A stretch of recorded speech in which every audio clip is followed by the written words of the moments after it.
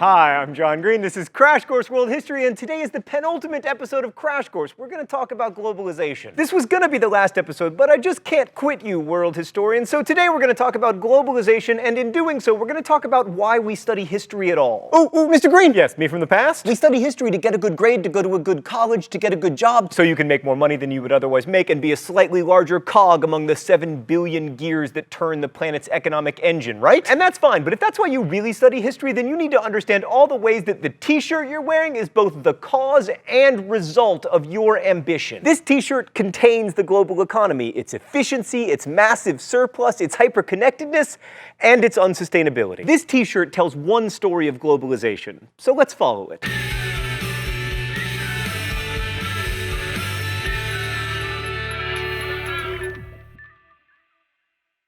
So globalization is a cultural phenomenon. It's reflected in contemporary artwork and population migration and linguistic changes, but we're going to focus, as we so often have during Crash Course, on trade. So the world today, as symbolized by our international felt melange, experiences widespread global economic interdependence. Now, of course, economic interdependence and the accompanying cultural borrowing are nothing new. You'll remember that we found trade documents from the Indus Valley civilization all the way in Mesopotamia. But for a few reasons, the scale of this trade has increased dramatically. 1. Multinational corporations have global reach and increasing power. 2. Travel and shipping are cheap and safe. It took about 2 months to cross the Atlantic in 1800. Today, it takes about 5 hours by plane and less than a week by ship. 3. Governments have decreased tariffs and regulations on international trade, leading to what is sometimes called, euphemistically, free trade. To which I say, if this trade is so free, how come BBC America is in the premium tier of my cable package? To understand the role that governments play in international trade, let's look again at this t-shirt. This t-shirt, like most t-shirts made in the world, contains 100% American cotton. And that's not because the US makes the best cotton or the most efficient cotton, it's because the US government subsidizes cotton production. And that's what makes this cotton cheaper than cotton of similar quality from Brazil or India. But in the last 30 years, the US's share of cotton exports has gone down as Brazil, India, and Africa's cotton exports go up. And that trend will likely continue as the US moves away from its expensive cotton subsidies. In fact, these days it's already possible to find t-shirts with Brazilian, Indian, or Ugandan cotton, or a mixture of cottons from all around the world. But because the American government doesn't subsidize industry in the way it does agricultural production, the actual spinning and weaving of the cotton takes place in lower wage countries: Mexico, Guatemala, Vietnam, China,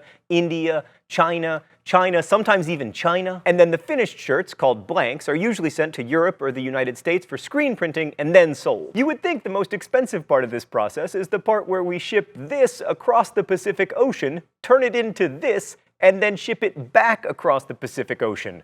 But you'd be wrong. Wholesale t-shirt blanks can cost as little as $3. The expense is in the printing, the retail side of things, and paying the designer at Thought Bubble who was tasked with the difficult job of creating a Mongol who is at once cute and terrifying. So contemporary global trade is pretty anarchic and unregulated, at least by international institutions and national governments. Much of this has to do with academic economists, mostly in the US and Europe, who have argued with great success that governmental regulation diminishes prosperity by limiting growth. Now, some nations in Latin America, the Caribbean, and Africa haven't been particularly keen to pursue free trade, but they've been bullied into it by larger economies with whom they desperately need to trade. So in the past 30 years, we've seen all these emerging markets lowering their tariffs, getting rid of regulation, and privatizing formerly state-run businesses. And they often do that to appease the International Monetary Fund, which offers low-interest loans to developing world economies with the motto, "many strings attached." Now, whether these decreased regulations have been a net positive for these developing world economies is a subject of much debate, and we will wade into it, but not until next week. First, we need to understand more about the nature of this trade. So you'll remember from the Industrial Revolution episode that industrial Western powers produced most of the manufactured goods, which were then sold in international markets.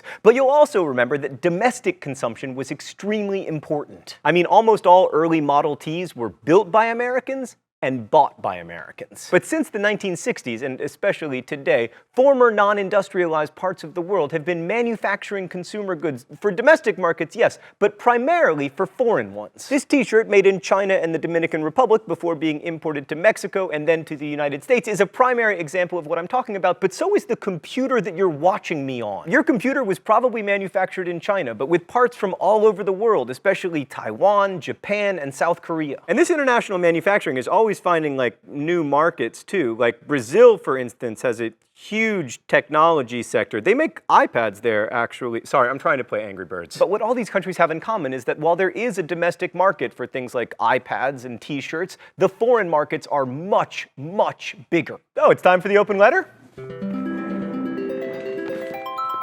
An open letter to Cookie Monster. But first, let's see what's in the secret compartment today. Oh, it's a cookie dough flavored balance bar for people who love cookies and pretending to be healthy. Dear Cookie Monster, here's the thing, man. You don't have a stomach. That's why when you put a cookie in your mouth, it crumbles up and then it just falls out of your mouth. But here's what fascinates me, Cookie Monster. I believe you when you say you love cookies. It doesn't matter that you can't actually eat cookies, because where you would have a stomach, you instead have someone's arm. And that, Cookie Monster, is what makes you a beautiful symbol for contemporary consumption. You just keep eating, even though you can't eat. Cookie Monster, you are the best and the worst of us.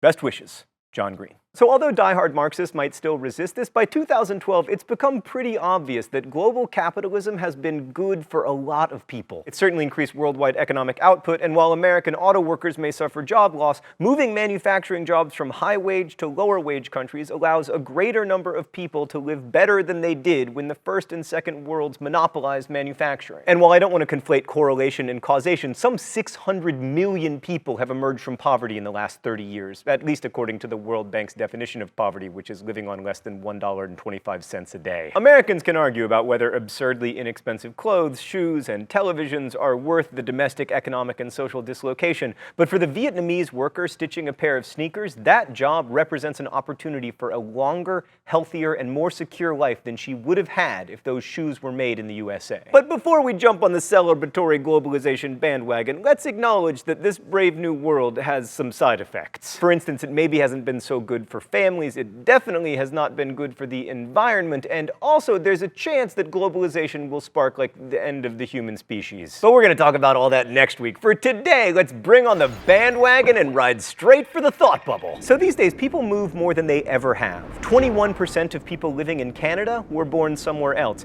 as was an astonishing 69% of Kuwait's current population. Migration has become easier because 1, air travel is pretty cheap, especially if you only take a few plane trips in your life, and 2, it's relatively easy and inexpensive to stay in touch with relatives living far away thanks to Skype, mobile phones, and inexpensive calling cards. Also 3, even with increased industrialization in the developing world, economic opportunities are often much better in wealthy countries. Remittances, money sent home by people working abroad, are now a huge driver of economic growth in the developing world. Like in Tajikistan, for instance, remittances are 35% of the country's total gross domestic product.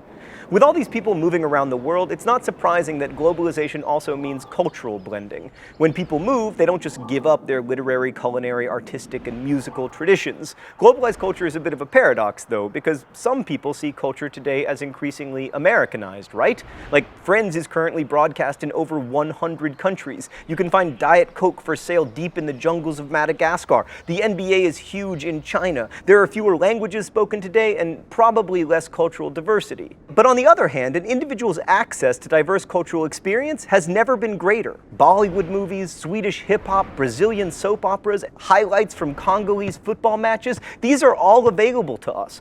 Culinary cultural fusion is all the rage. More novels are translated from languages than ever before, although few are actually read. And in the surest sign of cultural globalization, football, the world's game, has finally reached America, where broadcasts of the greatest collective enterprise humanity has ever known, Liverpool Football Club, got record ratings in 2012. Thanks, Thought Bubble. Hey, one last request. Could you put me in a Liverpool jersey on the pitch at Anfield, raising the Premier League trophy with Steven Gerrard hugging me? Yes, just like that. Oh, Thought Bubble, I love you so much. Okay, so this all brings us to how globalization has changed us and whether it's for the better. Assuming you make the minimum wage here in the United States, this t-shirt, purchased at your friendly neighborhood e-tailer dftba.com, will cost you about 3 hours worth of work, and yes, that does include shipping. By the time it arrives at your door, the cotton within that t-shirt will have traveled by truck, train, ship, possibly even airplane if you opt for priority shipping. And it will probably have traveled further than Magellan did during his famous circumnavigation of the globe. You get all that for 3 hours of work. By contrast, a far less comfortable garment several hundred years ago would have cost you 10 times as much work. But these improvements have been accompanied by change so radical that we struggle to contextualize it. Like, the human population of our planet over time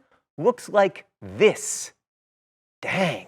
Like in 1800, there were 1 billion human beings on this planet, and that was more than had ever been seen before. And we live more than twice as long on average as humans did just 2 centuries ago, largely due to improved healthcare for women in childbirth and their infants, but also thanks to antibiotics and the second agricultural revolution that began in the 1950s, the so-called Green Revolution that saw increased use of chemical fertilizers lead to dramatically higher crop yields. Of course, these gains haven't been evenly distributed around the world, but chances are, if you're watching this, you A, survived childbirth, and B, feel reasonably confident that your children will as well. That's a new feeling for humans, and as a parent, I can assure you, it's a miracle, and one to be celebrated. We study history so that we can understand these changes, and so that we can remember both what we've gained and lost in getting to where we are. Next week, our last week, we'll look at the many facets of globalization that aren't causes for celebration. But for today, let's just pause to consider how we got from here to here. How the relentless and unquenchable ambition of humans led to a world where the entire contents of the Library of Alexandria would fit on my iPhone, along with recordings of everything Mozart ever composed. In such a world, it's easy to feel that we are big and powerful, maybe even invincible. It's easy to feel that, and also dangerous. Thanks for watching. I'll see you next week. Crash Course is produced and directed by Stan Muller. Our script supervisor is Meredith Danko. Associate producer Danica Johnson. And the show is written by my high school history teacher Raoul Meyer and myself. Our graphics team is Thought Bubble. Last week's phrase of the week was crush those rebels. If you want to suggest future phrases of the week or guess at this week's, you can do so in comments, where you can also ask questions about today's video that will be answered by our team of historians. Thanks for watching Crash Course, and as we say in my hometown, don't forget to be awesome.